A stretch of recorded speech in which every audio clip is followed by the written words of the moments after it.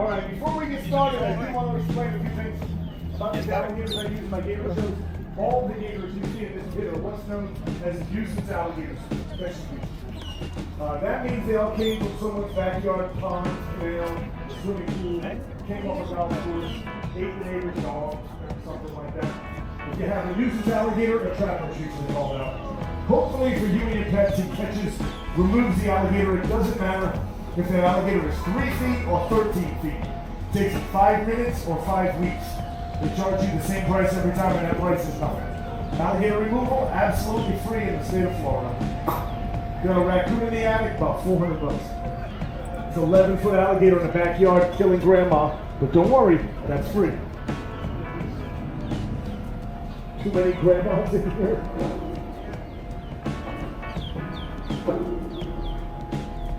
That's the first time that joke popped in 20 years.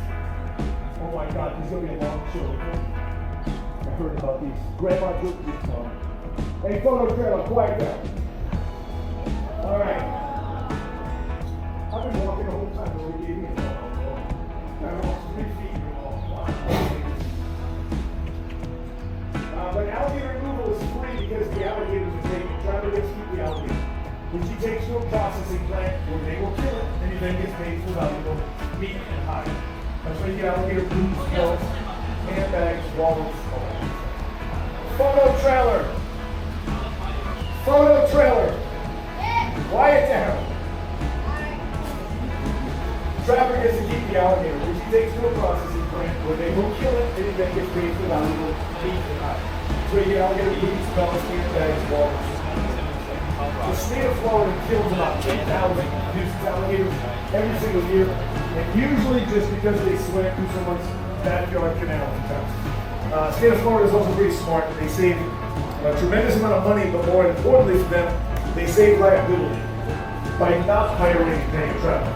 Just let them keep and harvest the animal. That way, every time a trapper's arm gets ripped off, there's no workman's compensation or working capital disability. They just scratch some redneck's name off the list and they get a new trapper. Now, the lucky ones, alligators that is, I won't buy off those trappers or I trap myself. I am a licensed trapper here in the state of Florida. Pay your employment a park that is due to liability again. Same as the trapper. Apparently, all lawyers think alligators are absolutely ferocious. Therefore, the only money we do take in, believe it or not, does come solely through the donation basket. You see down the end. On the 2 days a week that I'm here, the money goes for the alligators, and not directly. I tried that and just blow it all on gamble and booze. Now, that's why half of you are in Florida right now. Now we kind of have this fiduciary relationship where I use it to help pay for the food, vet bills, buying the gators from the other trappers, enclosures for sick and injured animals, equipment to catch these guys. That and my dwindling savings is what essentially funds the whole rescue. I have these knuckleheads like another 1,000 miles to feed down in Homestead. Now the alligator wrestling itself, that's not like wrestling on television, yes, that would be out of self-defense. That would have been him thinking, I'm the threat, I'm the predator. But more than likely, for that same reason, he would make an equally explosive move but only to escape. Either way, there'll be some massive explosion of energy. Massive explosion of energy. All right, this guy's so too old about that stuff. They don't do that because almost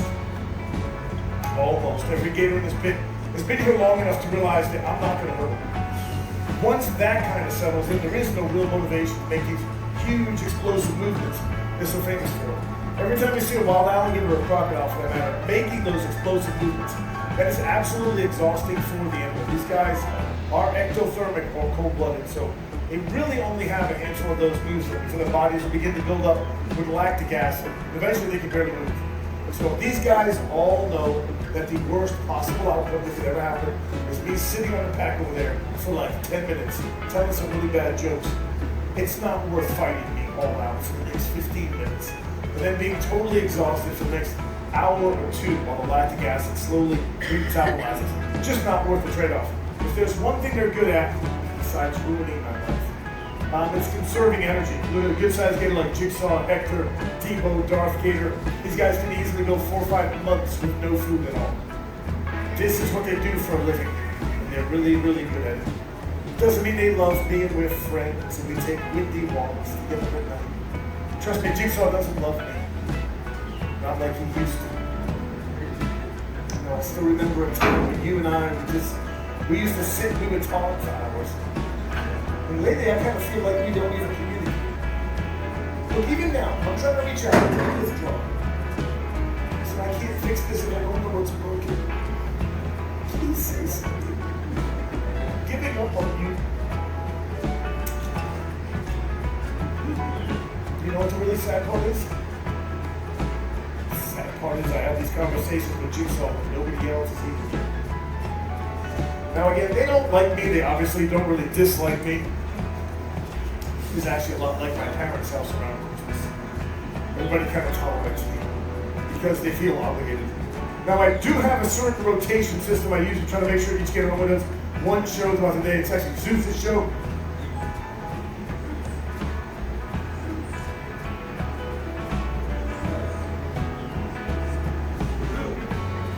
You're deaf. Zeus, get over here.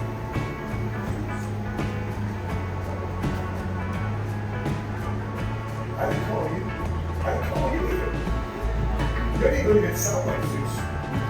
You want to do the show, sweetheart? I don't care. All right, come on, Frank.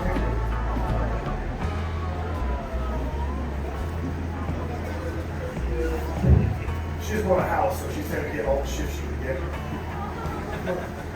Who wants to go? Who wants to go?